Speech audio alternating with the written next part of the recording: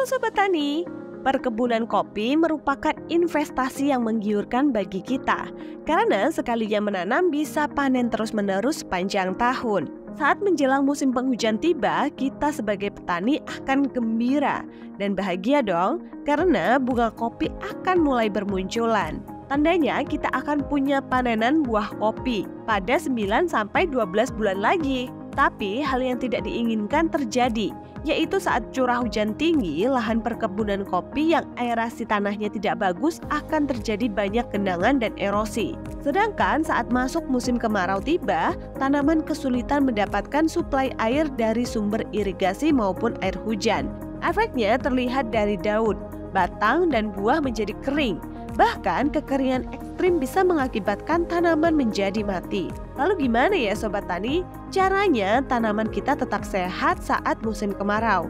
Yuk simak terus videonya ya, tonton sampai selesai.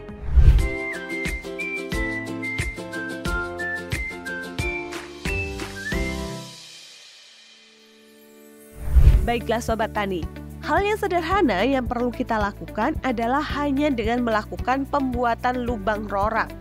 Bisa menjawab permasalahan kita yang sebelumnya. Lubang rorak ini bisa mengantisipasi kendala tanaman kopi baik pada musim kemarau maupun saat musim penghujan.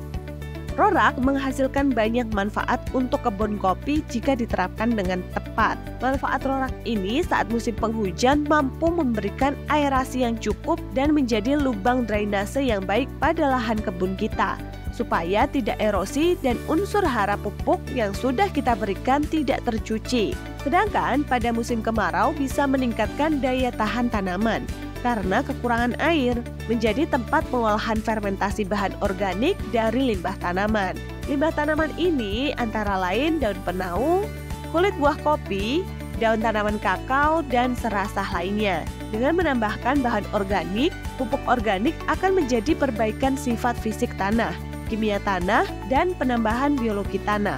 Bahkan dapat mengendalikan organisme pengganggu tanaman dari golongan gulma, hama, dan penyakit. Bagian tanaman yang sudah terserang hama dan penyakit dapat diproses menjadi pupuk organik dengan menambahkan agen hayati musuh alami bagi hama dan penyakit. Sedangkan OPT gulma menjadi inang vektor dapat dieliminasi dan dapat ditambah dalam proses fermentasi menjadi pupuk organik. Lalu gimana ya cara pembuatan rorak ini? Hal yang pertama yang harus kita siapkan adalah peralatan untuk membuat rorak, yaitu cangkul, meteran, dan gancu. Momen yang tepat untuk membuat rorak adalah setelah penanaman dan pada tanaman yang sudah produktif atau tanaman yang menghasilkan. Rorak dapat dibuat setiap tahun sesuai kebutuhan kita. Sebaiknya sebelum membuat rorak, kita harus membersihkan semak belukar di area yang akan kita jadikan lokasi rorak.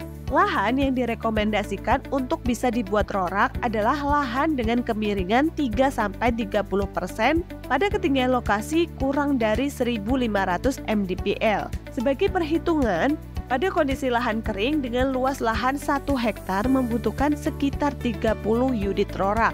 Ukuran rorak adalah 100 cm x 30 cm x 30 cm ataupun 120 cm x 40 cm x 40 cm. Jarak rorak dengan tanaman kopi harus disesuaikan antara 70-100 cm dari batang pohon. Jarak ini dapat disesuaikan dengan lebar teras yang tersedia di area pertanaman ya.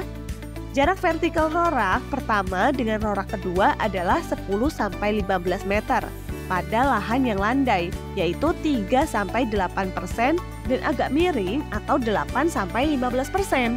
Jarak 3-5 meter untuk lereng yang kemiringannya 15-30%. Setelah letak titik rorak sudah kita tentukan, kita berikan tanda patok sesuai ukuran rorak.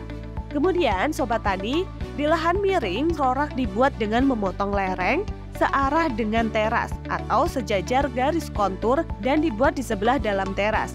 Pada kasus tanah bertekstur berat dan permukaan air tanahnya relatif dangkal, rorak dapat dibuat lebih panjang dan lebih dalam. Menggali rorak dengan cangkul hingga kedalaman yang ditentukan.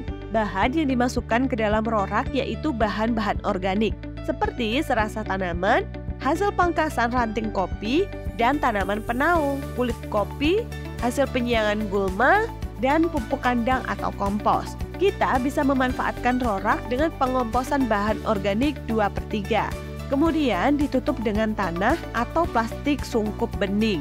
Jika rorak sudah penuh oleh bahan organik, maka perlu membuat rorak baru di sisi lain tanaman kopi. Pemanfaatan kompos dari rorak dilakukan dengan cara menaburkan hasil kompos yang telah matang dari rorak pertama ke piringan tanaman kopi, yaitu berjarak 1 meter di sekitar pokok tanaman yang dipertahankan bersih dari gulma. Perawatan rorak dilakukan dengan cara menggali kembali rorak yang telah terisi penuh oleh endapan atau sedimentasi tanah yang tererosi. Tanah galian diratakan pada bidang olah atau teras dan bulutan.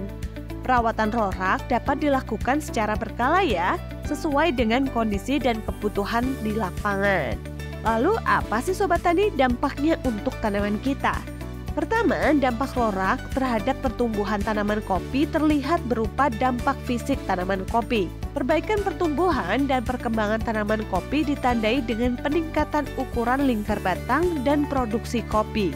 Bahan organik yang terdapat dalam rorak dapat meningkatkan ketersediaan unsur hara NPK dalam tanah. Dengan adanya rorak, unsur hara yang tersedia optimal dimanfaatkan tanaman untuk pertumbuhan organ vegetatif seperti daun dan batang untuk membentuk asimilat yang berguna pada pembentukan bunga dan buah kopi. Penggunaan rorak di lahan kopi mampu meningkatkan hasil green bean kopi hingga 53% loh. Yang kedua, rorak dapat menjaga tanah dari erosi karena kehilangan tanah lapisan atas oleh aliran air dan aliran permukaan. Banyaknya kandungan bahan organik yang masuk ke dalam rorak dapat menjaga suhu tanah tidak terlalu tinggi, meningkatkan kadar lengas dan pH tanah di kebun kopi. Lalu apa ya hal-hal kritis yang harus Sobat Tani perhatikan saat pembuatan rorak? Proses pengomposan lebih cepat dan bagus jika ditambahkan bakteri pengurai. Siramkan larutan pengurai sesuai bahan organik yang telah dimasukkan ke dalam rorak.